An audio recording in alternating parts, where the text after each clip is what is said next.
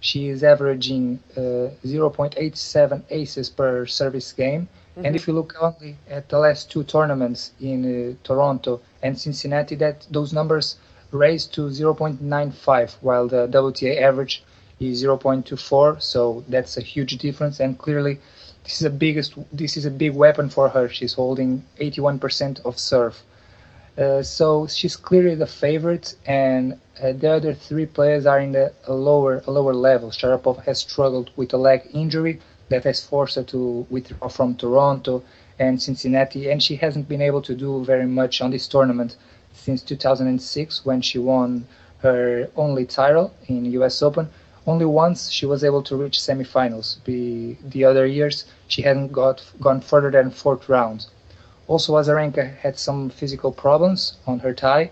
She had to retire from Cincinnati, and her ability to play against Serena is something that has been decreased over the years. She has been able in the past to give a very good fight and put a lot of resistance against Serena. She won finals against her in 2013 in Doha and Cincinnati.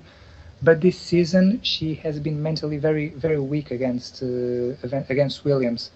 The match where we saw that more obviously was in Madrid, where she was leading 6-5 in third set, serving with 40 love, and was broken with three straight double faults, and mentally very tough for her to play against Serena at this point.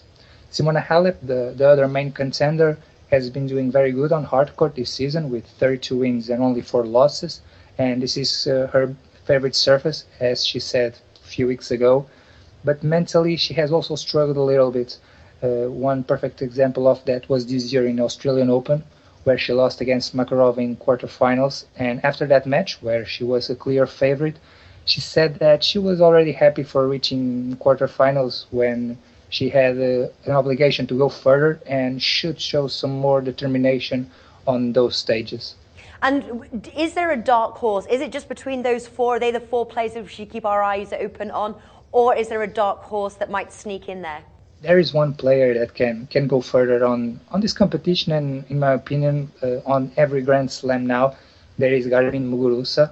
She's showing a tremendous mindset on these bigger stages. She did very well in Wimbledon, reaching the final.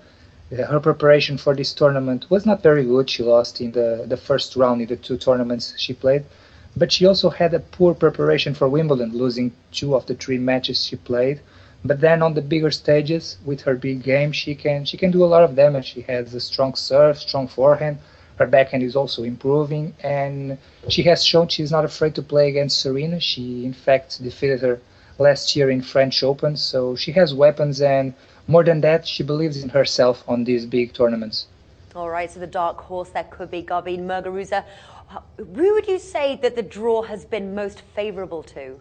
Well, Serena had a pretty decent draw, I think. She's clearly the favorite. She was before the draw, but the draw was very, very good for her because the main players that could cause some damage on her, like Halep or Muguruza or even Azarenka, are all in the bottom part of the draw.